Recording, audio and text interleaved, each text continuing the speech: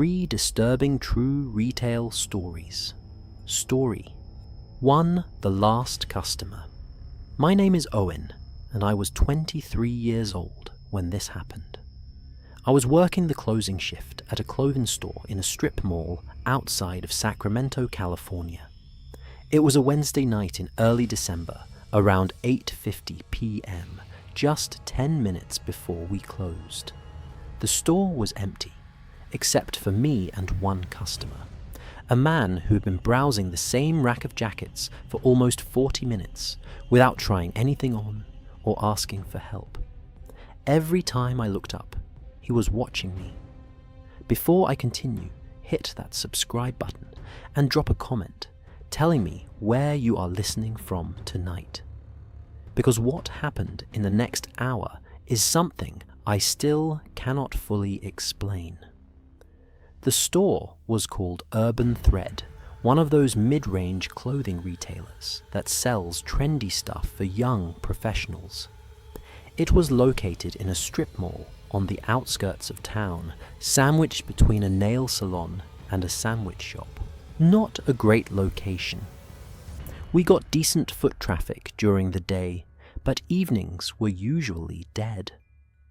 Most nights, the last 2 hours of my shift were spent folding clothes, cleaning up fitting rooms, and counting down the minutes until I could lock the doors. That Wednesday was slower than usual. December in Sacramento meant rain, and people did not want to drive out to a strip mall in the rain when they could shop online. I had maybe 10 customers all day. By 8 p.m. the store was completely empty, and I was already starting my closing tasks. The man walked in around 8:15. The electronic chime on the door announced his arrival, and I looked up from the register to greet him. He was maybe mid-40s, average height, wearing a dark raincoat that was wet from the weather outside. His hair was plastered to his forehead, and there was something about his eyes that made me uncomfortable immediately. They were too wide, too focused. He did not look around the store the way normal customers do. He looked directly at me. I gave him the standard greeting. "Welcome to Urban Thread. Let me know if you need any help." He nodded, once said nothing, and walked toward the men's section at the back of the store. I went back to my closing tasks, folding a pile of sweaters that customers had left in disarray. Every few minutes, I would glance toward the back of the store to check on him. He was always in the same spot, standing near a rack of winter jackets, his hand resting on one of the hangers, but never actually looking at the jacket. He was facing my direction, watching me through the gaps in the clothing racks. At 8:30, I walked over and asked if he was finding everything okay. He turned to look at me that same intense stare and said he was just looking. His voice was flat, no inflection, like he was reading from a script. I nodded and told him we would be closing in 30 minutes. He said nothing, just turned back to the rack of jackets. I returned to the register, feeling uneasy. Something about this guy was off. The way he stood so still, the way he watched me, the way he'd been in the store for 15 minutes without actually shopping. But I told myself I was being paranoid. Retail makes you deal with all kinds of people. Some of them are awkward, some of them are socially uncomfortable. It did not mean they were dangerous. At 8:45, I made the standard announcement. "Attention shoppers, the store will be closing in 15 minutes. Please bring your final selections to the register." The man did not move. He did not acknowledge the announcement at all. He just stood there, hand on the jacket, watching me. 8:50. I made another announcement. "The store will be closing in 10 minutes. Still nothing. 8:55. I was starting to get genuinely nervous. Company policy said we couldn't force customers to leave before closing time, but we also were not supposed to let people linger past 9. I walked over to him again, trying to keep my voice friendly, but firm. I told him we would be closing in 5 minutes and asked if he had decided on anything. He looked at me for a long moment. Then he said in that same flat voice that he was waiting for something. I asked what he was waiting for. He smiled. It was not a friendly smile. It was the kind of smile that does not reach the eyes, that seems more like a reflex than an expression of emotion. He said he was waiting for the store to be empty. My stomach dropped. I took a step backward, trying to seem casual. I told him the store was already empty. It was just me and him. He nodded slowly and said, "Yes, I know." I turned and walked back toward the register, my heart pounding. I needed to call someone. My manager, the police, anyone. But my phone was in the back room in my locker. The store phone was at the register, but I would have to turn my back to him to use it. I reached the register and looked back. He was walking toward me now. Slowly, deliberately, that same measured pace. His hands were in the pockets of his raincoat. I did not know what was in those pockets, and I did not want to find out. I grabbed the store phone and dialed 911. The operator answered, and I said as calmly as I could that I was at Urban Thread in the Sunrise Plaza strip mall, that there was a man in the store who was making me feel unsafe, that I needed police assistance immediately. The man kept walking toward me. He was maybe 30 feet away now. The operator asked me to stay on the line. She said officers were being dispatched. I kept the phone pressed to my ear, backing away from the register, trying to keep distance between us. He stopped walking about 15 feet from me. He tilted his head to one side, like he was studying me. Then he said very quietly that I should not have done that. He said we could have had a nice conversation. He said now things were going to be different.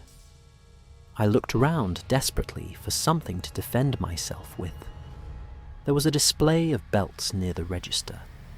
Useless. A rack of scarves. Useless. A metal clothing rod leaning against the wall near the fitting rooms left there from an earlier display change. That might work. I edged towards the fitting rooms, keeping my eyes on him. He started walking again faster now. I dropped the phone and ran, grabbing the metal rod as I passed it. I ducked into the fitting room area, a small hallway with 4 individual rooms on each side. Dead end. The only exit was the way I came in. He appeared at the entrance to the fitting room hallway. He was silhouetted against the store lights, a dark shape, blocking my only escape. I could hear sirens in the distance, getting closer. I just had to hold on for a few more minutes. He reached into his pocket and pulled out something metallic. In the dim light of the fitting room hallway, I could not tell what it was. A knife, a tool, something sharp. I raised the metal rod and told him to stay back. My voice was shaking, but I meant it. He took another step forward. The sirens were louder now, almost at the strip mall. Then he stopped. He looked toward the front of the store, toward the sound of the sirens. For a moment, he seemed to be calculating something. Then he put the object back in his pocket, turned around, and walked quickly toward the back of the store. There was an emergency exit near the stockroom. I heard it bang open, heard the alarm start blaring, and then he was gone. The police arrived about 90 seconds later. They searched the area, but did not find him. They took my statement, reviewed the security footage, and told me I had done the right thing by calling when I did. The footage showed him entering the store, showed him watching me for almost 45 minutes, showed him walking toward me with that deliberate pace. It also showed what he had pulled from his pocket. A box cutter. They never identified him. His face was partially obscured by the angle of the cameras and the hood of his raincoat. He paid cash for nothing touched, almost nothing left, almost no evidence behind. I quit that job the next day. I could not go back to that store. I could not stand behind that register knowing what had almost happened. What could have happened if the police had taken 2 more minutes to arrive? For months afterward, I would see men in dark raincoats, and my heart would stop. I would be walking through a store and catch someone looking at me and immediately think of him. That flat voice, that empty smile, the way he said we could have had a nice conversation. I work in an office now, cubicle co-workers' security badge to get in the building. I never work alone. I never close a store. And I never forget what it felt like to be trapped in that fitting room hallway, watching a silhouette block my only exit, listening to sirens that might not arrive in time. Some people walk into stores to shop. Some people walk in for other reasons entirely, and you never know which kind of person just walked through your door until it is almost too late. Story 2. The Photographs. My name is Jerome, and I was 26 years old when this happened. I was the assistant manager at an electronics store in a mall in suburban Chicago, Illinois. It was a Friday afternoon in late February, around 3:30 p.m., when one of my employees, a 19-year-old girl named Kayla, came to me shaking and pale. She said she had found something in her locker, something that should not have been there. When she showed me what it was, I understood why she was terrified. And by the end of that day, we would discover that the nightmare was far worse than any of us imagined. If you are new to this channel, make sure to subscribe and leave a comment below. This story still gives me chills. The store was one of those big electronics retailers that sells everything from phones to refrigerators. It was located in a mid-sized mall, decent foot traffic, busy on weekends. We had about 15 employees, a mix of full-time and part-time, and I had been working there for almost 3 years. I knew everyone pretty well. We were a tight crew. Kayla had been working with us for about 6 months. She was a college student, worked part-time evenings, and weekends handled the phone and tablet section. Good employee, friendly with customers, never caused any problems. She was the kind of person you do not worry about. That Friday she came up to me in the middle of her shift, her face completely white. She pulled me aside away from the customers and told me she needed to show me something. Her voice was trembling. I followed her to the back room where the employee lockers were. Her locker was open. Inside, on top of her jacket and bag, there was a manila envelope. She said it had not been there when she arrived for her shift 2 hours earlier. She said she had gone to her locker to grab her phone charger and found it sitting there. I asked her if she had opened it. She nodded, her eyes filling with tears. She reached into the locker and pulled out the envelope. Inside were photographs, about a dozen of them printed on regular photo paper.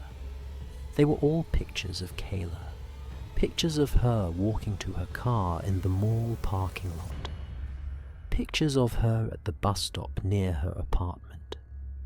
pictures of her through the window of a coffee shop, pictures of her jogging in a park. One picture was taken through a window showing her in what looked like her bedroom changing clothes. Someone had been following her for weeks, maybe months, taking pictures of her without her knowledge. And now they had somehow gotten into our employee break room, opened her locker, and left these photographs for her to find. Kayla was crying now, asking me who would do this, how they got into her locker. I told her I did not know, but we were going to find out. I took the envelope and the photographs, told her to clock out and go wait in the manager's office, and I went to find the store manager. His name was Bill, mid-50s, been in retail his whole career. I showed him the photographs and explained what Kayla had told me. His face went from confused to concerned to outright alarmed in about 10 seconds. He told me to call mall security immediately while he pulled up the security footage from the break room. Mall security arrived in about 5 minutes. 2 guards, a man and a woman, both looking serious. I showed them the photographs and explained the situation. They radioed for more backup and started reviewing the footage with Bill. The break room had one camera positioned near the door. The footage showed employees coming and going throughout the day, opening their lockers, grabbing snacks, taking breaks. At 11:42 a.m., about 2 hours before Kayla arrived for her shift, the footage showed a man entering the break room. He was wearing a store uniform, blue polo shirt with the company logo khaki pants name badge clipped to his chest. He looked like any other employee. He walked calmly to the row of lockers stood in front of Kayla's locker for a moment, and then opened it. He placed the manila envelope inside, closed the locker, and walked out of the room. Total time in the break room was less than 30 seconds. The problem was, nobody recognized him.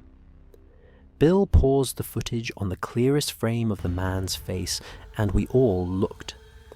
None of us had ever seen him before. He was not an employee. He had somehow obtained a store uniform and a fake name badge and walked into our break room like he belonged there. The police arrived about 20 minutes later. They took statements from Kayla, from Bill, from me, from everyone who'd been working that day. They took the photographs as evidence. They reviewed the security footage and made copies. The detective who handled the case told us that the man had likely been stalking Kayla for some time, learning her routine learning where she worked. He had obtained a uniform, probably bought it online or from a second-hand store, and created a fake badge. He had walked into the mall, blended in with the crowd, entered our store through the front entrance during a busy period, and made his way to the break room without anyone questioning him. The photographs told the story of a months-long obsession based on the backgrounds and Kayla's clothing in the images. The detective estimated that the earliest photos were taken at least 2 months before the envelope was delivered. This person had been watching her, following her, photographing her most private moments for weeks. But here is the part that terrified all of us. The detective pointed out that the purpose of leaving the photographs in her locker was not to scare her away. If he wanted to stay hidden, he would never have revealed that he was watching. The purpose was to let her know he was there, to let her know he could get close to her whenever he wanted, to let her know that he knew where she worked, where she lived, where she spent her time. It was a message. I am watching you, and there is nothing you can do about it. Kayla took a leave of absence from work that same day. The store changed all the locks on the break room and employee areas. We implemented a new policy where employees had to badge in to access any non-public areas. Mall security increased their patrols. About a week later, Kayla called me. Her voice was flat, exhausted. She said she was not coming back to work. She said she was moving. Her parents lived in another state, and she was going to stay with them for a while, maybe permanently. She said she did not feel safe anywhere in Chicago anymore. I told her I understood. I told her I was sorry this had happened. I asked if the police had any leads. She said they had identified the man from the security footage. His name was David, something I do not remember the last name. He was 34 years old, lived about 3 miles from Kayla's apartment, and had no prior criminal record. They brought him in for questioning. He admitted to taking the photographs. He said he was in love with Kayla, that he'd been watching her for months, that he just wanted her to know how much he cared about her. The police searched his apartment and found more photographs, hundreds of them, covering the walls of one room like wallpaper. All of Kayla. Close-ups, distance shots, pictures taken through windows, pictures taken from his car. He was charged with stalking and some other offences I do not remember. He took a plea deal and got 2 years in prison, which seemed absurdly short for what he had done. But Kayla was gone by then. She had moved across the country, changed her phone number, deleted her social media, essentially disappeared. I stayed at that job for another year before transferring to a different location. Every time I walked into the break room, I thought about that man in the fake uniform calmly opening Kayla's locker, leaving those photographs like a twisted love letter. I thought about how easy it had been for him to get in, how confident he was, how he walked out without anyone stopping him or questioning him. And I thought about Kayla, somewhere far away, trying to rebuild a life that had been shattered by someone she had never even spoken to. Someone who had decided for his own reasons that she belonged to him. The thing about retail is that you are visible. You stand behind a counter. You wear a name badge. You interact with hundreds of strangers every day. Most of them are just customers. Most of them forget you the moment they leave the store. But sometimes one of them does not forget.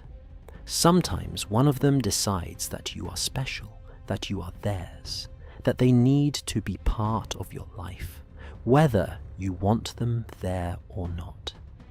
And by the time you realize it is happening, they already know your schedule, your address, your routines. They already have photographs of you on their walls.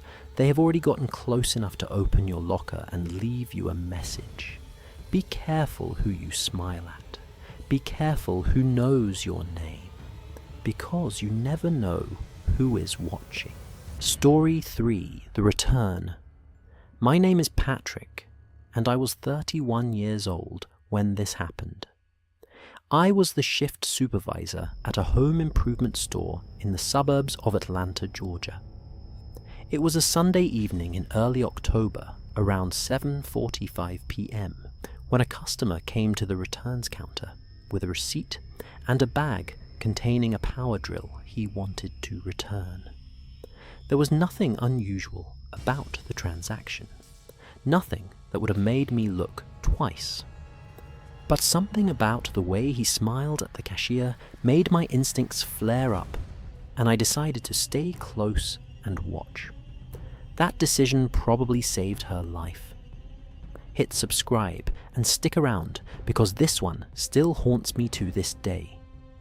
The store was one of those big box home improvement retailers, the kind with the massive warehouse layout and orange everything. It was a busy location, one of the highest volume stores in the region.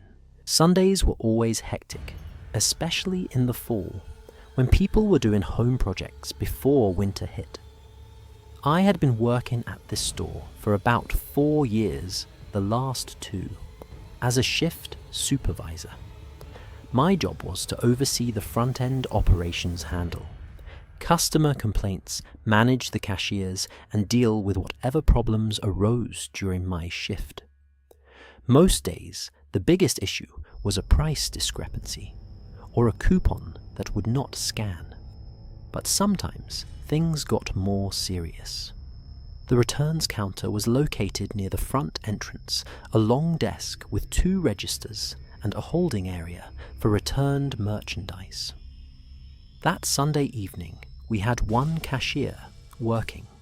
Returns a 24-year-old woman named Destiny. She had been with the store for about 8 months, knew the policies inside and out, handled difficult customers with patience and professionalism. I was standing near the customer service desk about 30 feet from the returns counter when the man approached. He was carrying a plastic bag with our store's logo and had a receipt in his hand. Mid-30s, average height and build, wearing jeans and a flannel shirt. Nothing remarkable about his appearance. He set the bag on the counter and started talking to Destiny. I could not hear what they were saying, but it looked like a normal return transaction. Destiny examined the receipt, looked in the bag, nodded a few times. Standard procedure. But then I noticed something. The man was leaning forward on the counter, getting closer to Destiny than necessary. He was smiling, but it was not a friendly smile. It was intense, focused, and Destiny's body language had changed. She'd taken a half step back from the counter. Her shoulders were tense.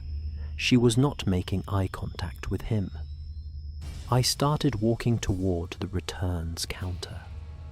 Something was wrong. As I got closer, I could hear fragments of their conversation. He was asking her when she got off work. He was telling her she had beautiful eyes. He was asking if she had a boyfriend. Destiny was trying to keep the interaction professional. She said she was just here to process his return. Would he like store credit or a refund to his card? Her voice was tight controlled. She was uncomfortable. I stepped up beside Destiny and asked if everything was going okay. The man looked at me, that intense smile still on his face. He said everything was fine. He was just getting to know my colleague here. I told him that we needed to complete the transaction so we could help other customers. He looked at the empty space behind him, pointed out that there were no other customers waiting. He was right. The returns counter was empty, except for him. But I was not backing down.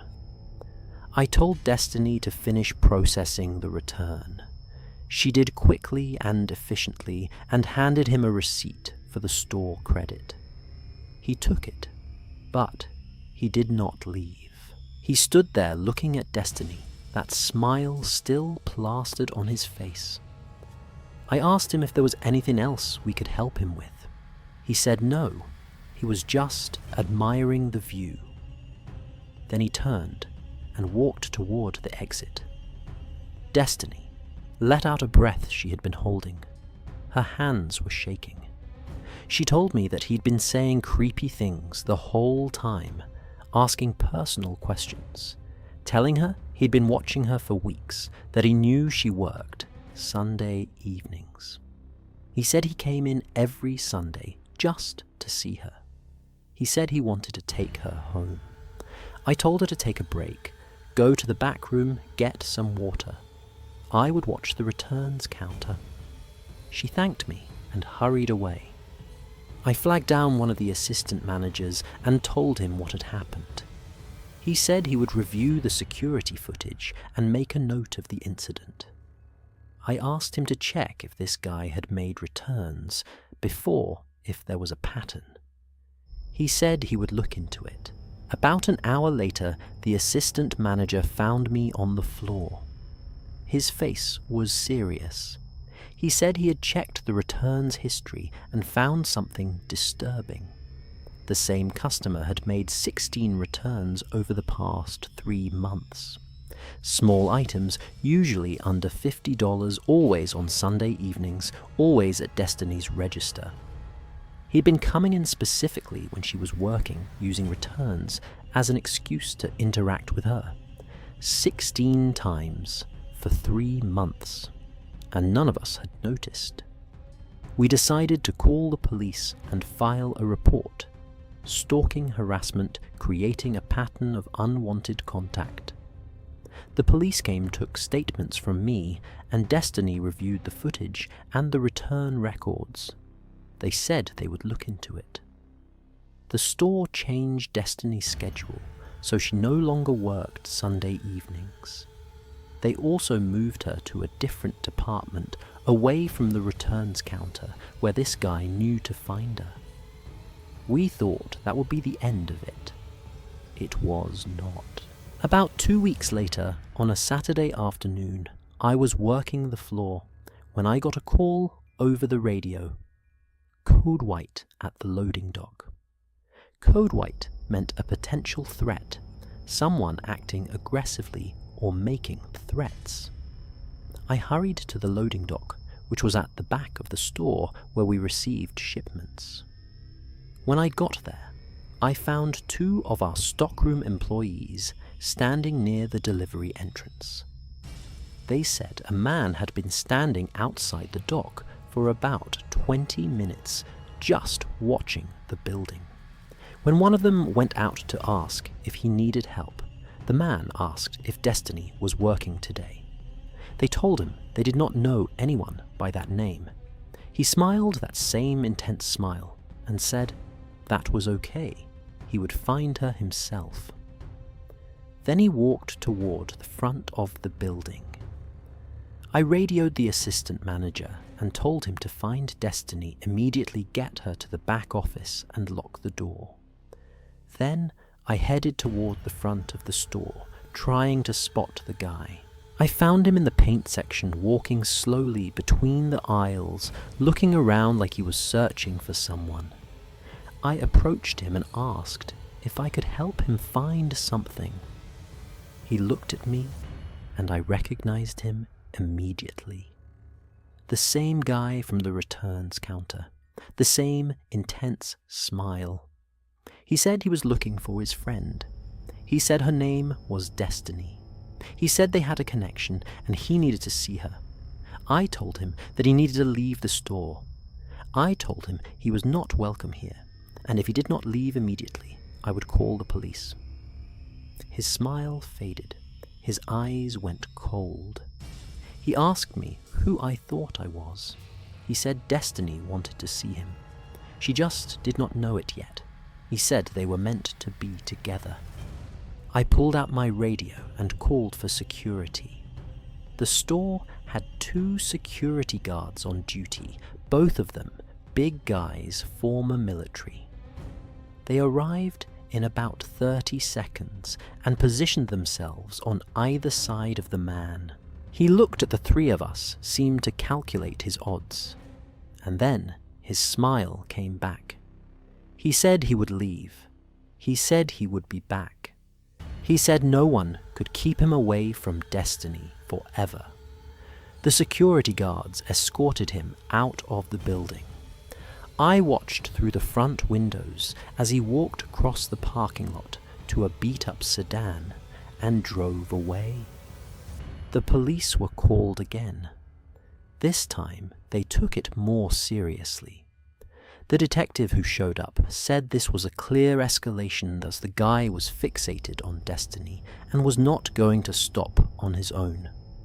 They issued a criminal trespass warning, meaning he could be arrested if he came back to the store. But Destiny was terrified. She said she did not feel safe at work, did not feel safe at home, did not feel safe anywhere. She asked for a transfer to a different store, one in a different city. Management approved it. She was gone within a week. About a month later, I heard through the grapevine what had happened. The guy had tried to follow Destiny to her new store.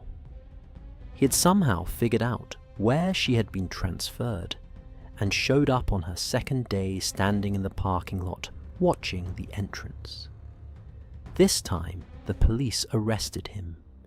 He was charged with stalking, criminal trespass, and some other charges I do not remember. He got 18 months in prison. Destiny quit the company entirely after that. She moved back in with her parents in another state. I heard she had trouble sleeping, trouble trusting people, trouble feeling safe in public places. She was in therapy, trying to recover from months of being hunted by a stranger who had decided she belonged to him. I still work in retail, though I am at a different store now.